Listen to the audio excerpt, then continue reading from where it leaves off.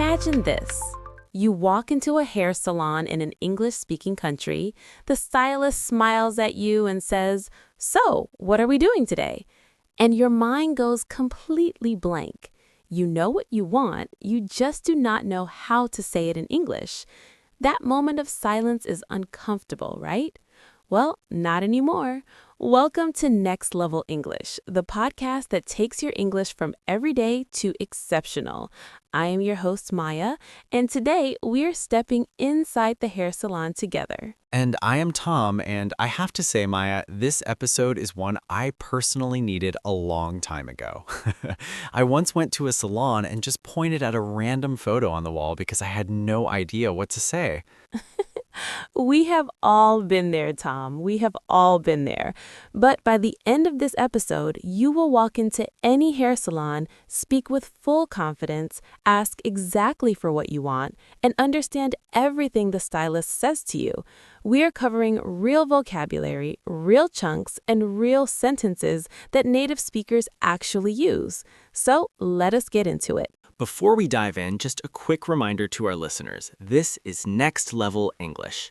If you're new here, every single episode we focus on real-life English situations, and today is all about the hair salon. So whether you are going for a trim, a full color, or a total transformation, this episode is for you. All right, Tom, let us start with the very first moment. You walk in, the receptionist or the stylist greets you. What do they usually say? They will most likely say something like, "Do you have an appointment?" or "Have you booked in?" Now, the word booked in is a really common chunk in British English, especially. Booked in. It means you made a reservation or scheduled a time. Booked in. So if someone asks, "Have you booked in?" you can simply say, "Yes, I have a booking under the name," and then say your name. Booked in. That is such a natural phrase, booked in. And in American English, you might hear, "Do you have an appointment?" which is a little more formal but means the same thing. And your answer would be, "Yes, I have an appointment at 3 o'clock," or "No, I'm a walk-in." Walk-in is another important vocabulary word, walk-in. It means someone who comes without an appointment.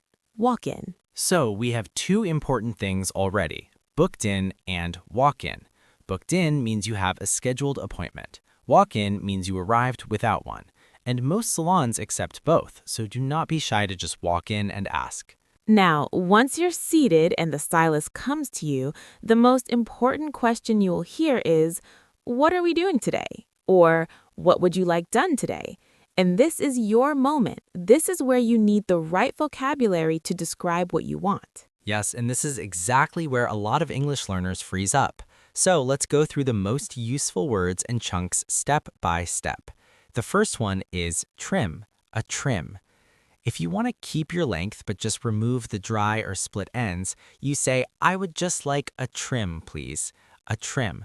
Not too much off, just cleaning up the ends. A trim, such an important word, a trim. And you can even add, "just a trim, nothing too dramatic."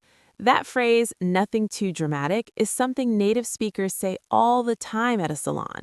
Nothing too dramatic means you don't want a big change. Nothing too dramatic. I feel like that's the phrase every nervous person says when they sit down in the salon chair. Nothing too dramatic. Exactly. Now, Tom, what if someone wants more than just a trim? Good question. If you want to take off a significant amount of length, you say, "I would like to go shorter." Or you can say, "I want to take a few inches off." Take a few inches off is a very common chunk. Take a few inches off. You can hold up your fingers to show roughly how much, but saying it in English like this will make you sound completely natural. Take a few inches off. And if you want to be very specific, you can say, "Take about 2 inches off the length." About 2 inches off the length. Simple and clear. Now let's talk about layers. Layers are a really popular style request. Layers mean the hair is cut at different lengths to create movement and volume.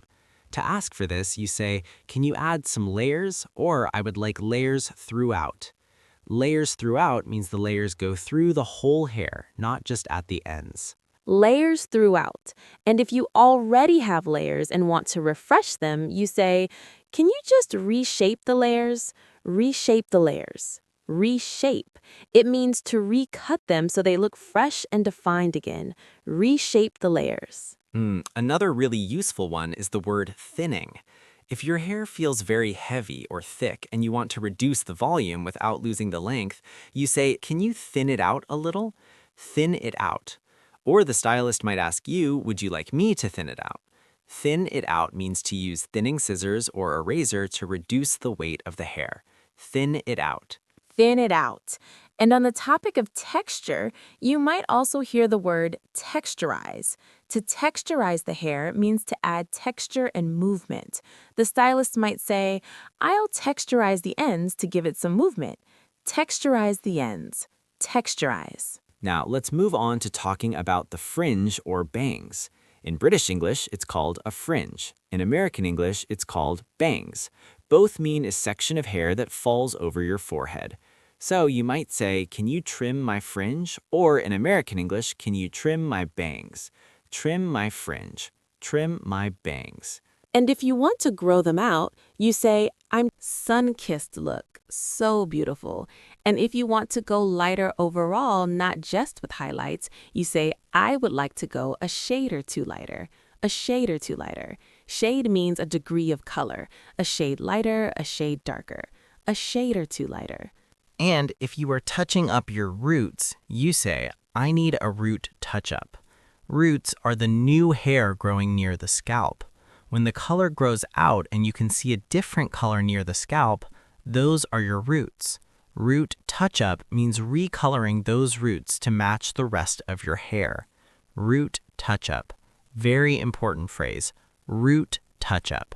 Root touch-up. Say it with me. Root touch-up. And the stylist might ask, how long since your last touch-up? Which means, how long ago did you last color your roots? Your last touch-up.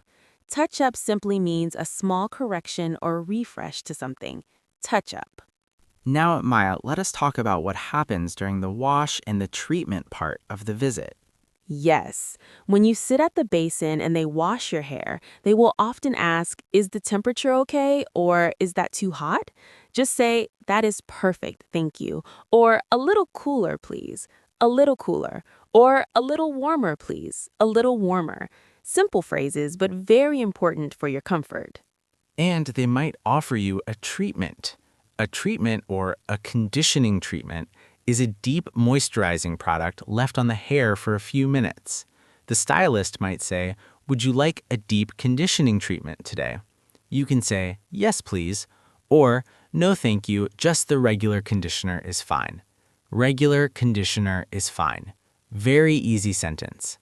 Now let us talk about blow drying and styling. After the cut, the stylist will ask, would you like a blow dry? A blow dry means they use a hair dryer and a brush to dry and style your hair. Would you like a blow dry? And you can say, yes, please, blow it out straight. Or, yes, please, give it some volume. Blow it out straight means dry it smooth and sleek. Give it some volume means dry it fuller and bigger. Give it some volume. Blow it out straight. These are real chunks that will make you sound like you have been going to English-speaking salons your whole life. Exactly. And if you want them to use a round brush to create curls or waves at the end, you say, can you curl the ends under a little? Curl the ends under. Or can you give it a little wave? A little wave means soft, loose waves. Give it a little wave. Now there's one more really important situation we need to cover. What if you do not like the result? What if the stylist does something and it is not what you wanted?